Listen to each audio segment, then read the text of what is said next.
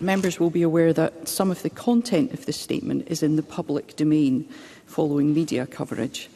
I have received a letter of apology from the Deputy First Minister, and it is appropriate that an apology is made to the Chamber. Members, I would be grateful if I could make my remarks. I have received a letter of apology from the Deputy First Minister, and it is appropriate that an apology is made to the Chamber.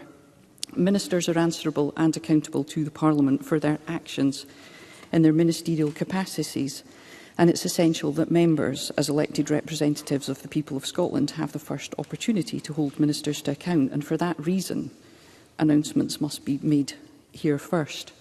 Having considered the content of the statement, I consider it important that I allow it to go ahead in part, and I would invite the Cabinet Secretary to focus on those matters that are not already in the public domain.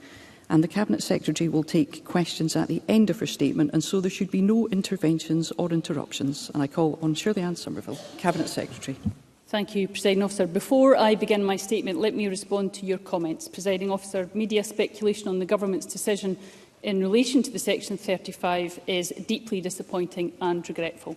I am aware that the Deputy First Minister responded to direct questions put to her, and whilst she did not confirm or deny if the Scottish Government intended to appeal the decision, she recognised the Government's position was inferred by the comments made. She in no way meant to preempt the statement today, and I know she has written to you to apologise for comments she made in response to the direct questions put to her in interviews on the budget. I would also like to apologise to you and the Chamber. The discussions between myself and your office, Presiding Officer, did lead to the late arrival to opposition spokespeople, for which I do genuinely apologise for that.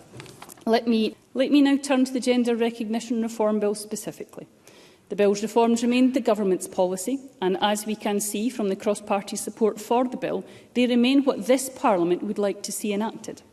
However, the UK Government's intervention means that the Bill cannot proceed to Royal Assent. It remains a bill passed by the majority of this Parliament, and we will not be withdrawing it. There is a strong indication that any divergence of approach would be unacceptable to the UK Government.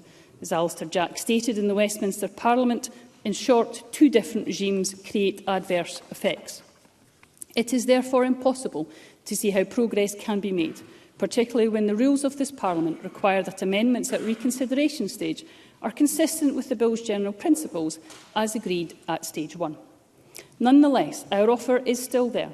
If the current UK Government is willing to work together on this, we will happily sit down with them.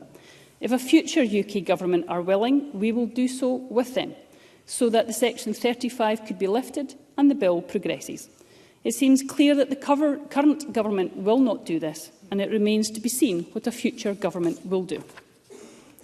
Parliamentary discussion of the Scotland Act shows that the Section 35 power was always intended as a long stop or last resort, and one which would never be needed. It was envisaged that the UK Government should raise issues at an early stage, and the two governments should seek to resolve them. That is in black and white, both in those devolution debates in the Westminster Parliament in 1998 and in the Memorandum of Understanding between governments. But that is not how the Secretary of State for Scotland used the power. It is the Scottish Government's view that this UK Government and the Secretary of State see Section 35 as a veto that they can apply to any legislation passed by this Chamber that they disagree with. To ignore the Memorandum of Understanding sets a very worrying precedent for the democratic powers of this Parliament. Regardless of people's views and opinions on gender recognition, that is a very worrying place for our Parliament to be. Now, due to the intransigence of current UK Government, I am confident any repetition of our offer to seek compromise would again be rebuffed.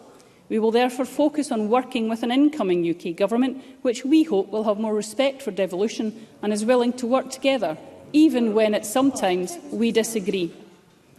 Now, I recognise that many trans people will be disappointed by this decision. To them, I say this: the Scottish Government will never waver in our commitment to your rights. You deserve to be respected, included and supported.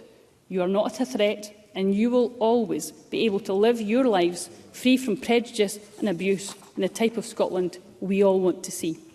We will continue to work towards a society that is equal and fair, and where people can live as they are, just as we will continue to protect the democratic powers of this Scotland's Parliament.